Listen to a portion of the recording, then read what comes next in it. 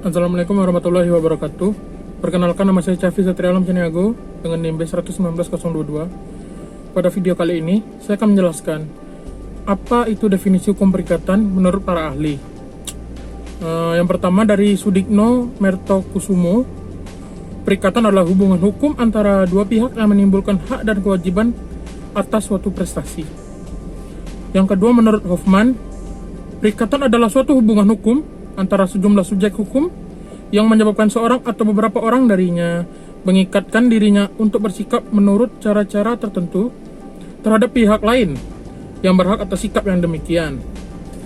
Menurut Salim HS, hukum perikatan sebagai kaidah-kaidah hukum yang mengatur hubungan hukum antara subjek hukum yang satu dan subjek hukum yang lain dalam bidang harta kekayaan. Yang subjek hukum yang satu berhak atas suatu prestasi, sedangkan subjek hukum yang lainnya berkewajiban untuk memenuhi prestasi. Menurut Pitlow, perikatan adalah suatu hubungan hukum yang bersifat harta kekayaan antara dua orang atau lebih, atas dasar pihak yang satu sebagai penerima hak atau pemilik hak atau kreditur, dan pihak lain sebagai pemikul tanggung jawab yang berkewajiban atau debitur atas suatu prestasi.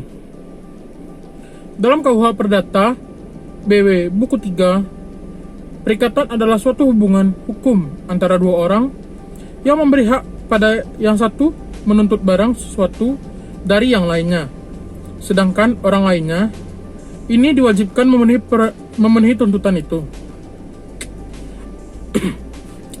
Perikatan masih bersifat abstrak, sehingga diperlukan suatu perjanjian yang isinya memuat perikatan. Di antaranya beberapa pihak. Setiap perjanjian memuat perikatan, tetapi tidak semua perikatan senantiasa dibuat perjanjiannya. Dalam suatu perjanjian terdapat perikatan, yaitu adanya saling keterkaitan dalam objek tertentu yang berakibat pada lahirnya hak dan kewajiban di antara pihak-pihak yang melakukan perjanjian. Berdasarkan hubungan tersebut, pihak yang satu berhak menuntut sesuatu dari pihak yang lainnya, dan pihak yang lainnya berkewajiban untuk memenuhi tuntutan itu. Pihak yang berhak menuntut sesuatu dinamakan kreditur atau si berpiutang dinamakan kreditur, sedangkan pihak yang berkewajiban memenuhi tuntutan dinamakan debitur atau si berhutang. Adapun yang dituntut disebut prestasi. Menurut undang-undang, prestasi dapat berupa: pertama, menyerahkan barang; kedua, melakukan perbuatan; ketiga, tidak melakukan perbuatan. Dan apabila seorang debitur tidak melakukan kewajibannya, maka tindakan si debitur disebut wan prestasi.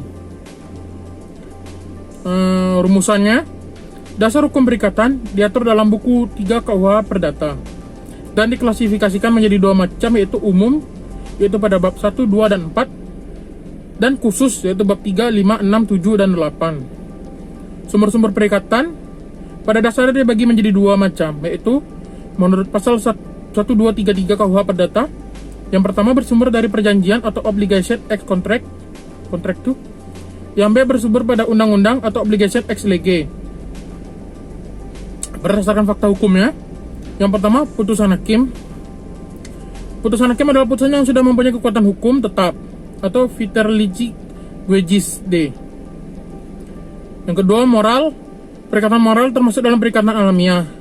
Perikatan alamiah terdiri menjadi 3, yaitu yang berdasarkan ketentuan undang-undang, yang berasal dari moral, dan yang semula perikatan yang berasal dari perikatan perdata.